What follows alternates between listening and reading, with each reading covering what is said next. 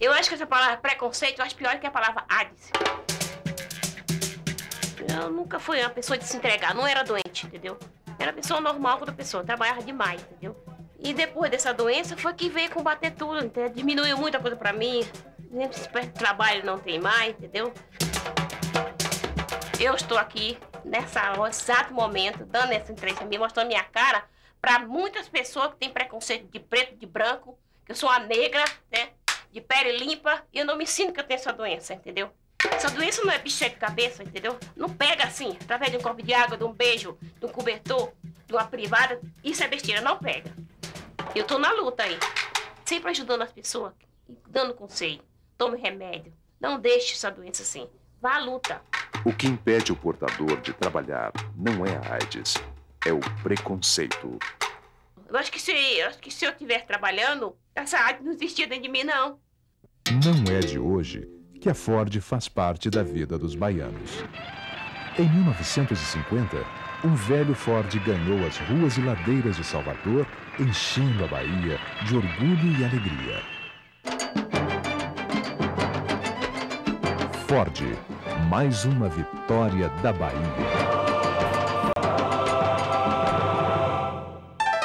Há 100 anos, Henry Ford fundava sua primeira fábrica em Detroit, num pequeno vagão com apenas 10 funcionários. Em 2001, está sendo inaugurada a mais moderna fábrica Ford do mundo, que vai gerar 55 mil empregos para os baianos. Ford, mais uma vitória da Bahia, uma conquista de todos os baianos.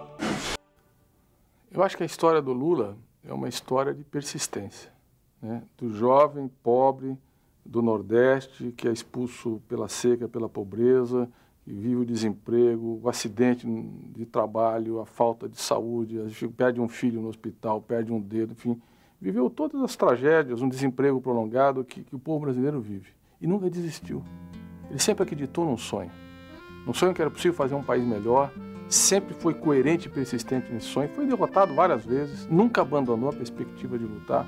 Então acho que a história dele, a vitória dele, mostra a força do nosso povo, né? O Lula despertou no povo a autoconfiança, a segurança que ele é capaz de fazer as coisas, que ele não precisa de uma elite mandando nele, que a política não é privilégio dos poderosos, é para qualquer cidadão que tem responsabilidade, compromisso, deve entrar, ajudar e participar da mudança.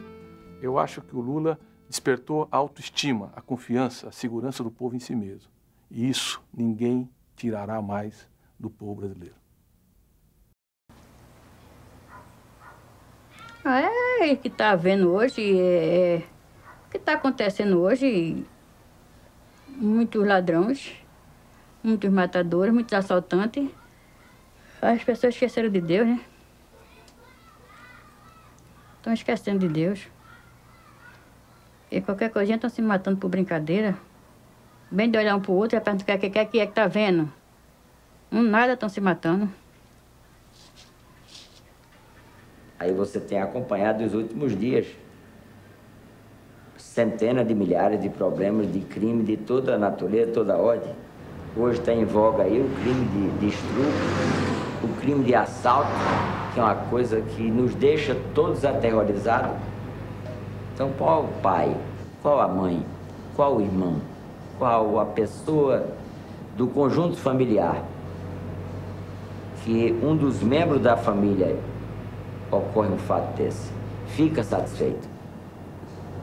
É preciso analisar um ângulo e o outro.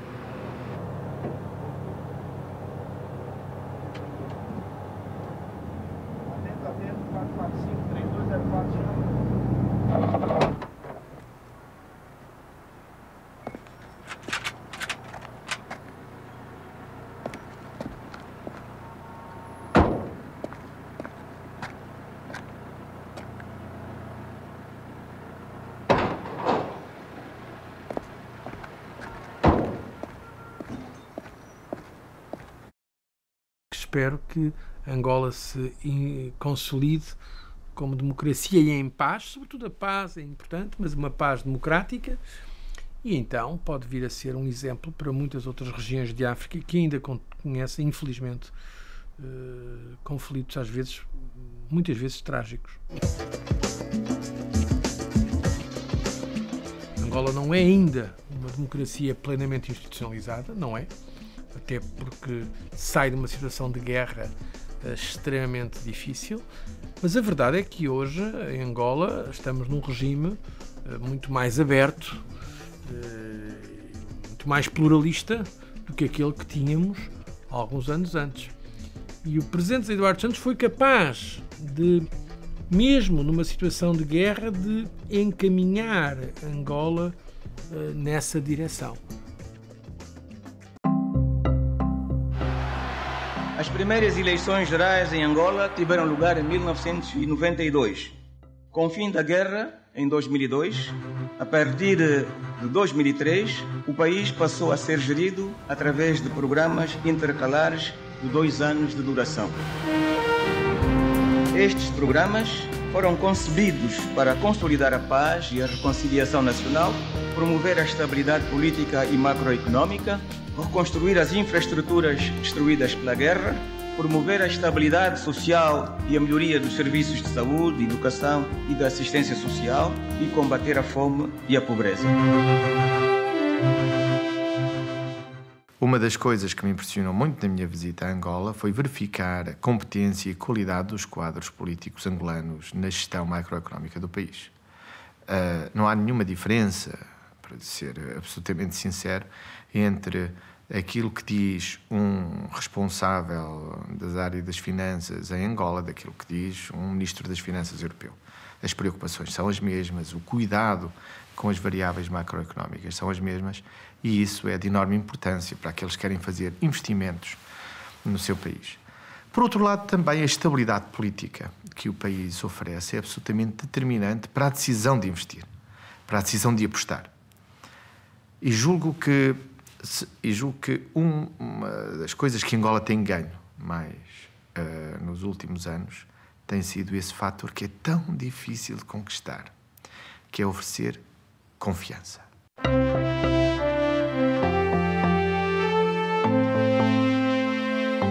Nenhum partido se posiciona melhor do que o MPLA para garantir a realização do bem comum e da plena cidadania dos angolanos.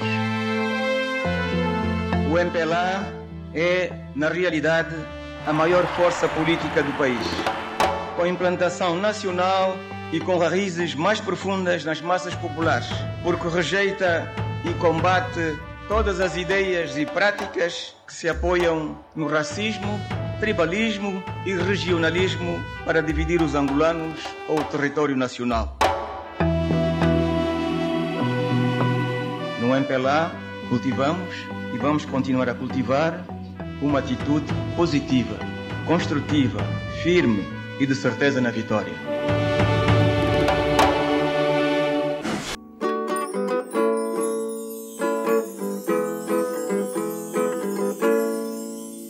Essa música é um pouco engraçada. Fala sobre...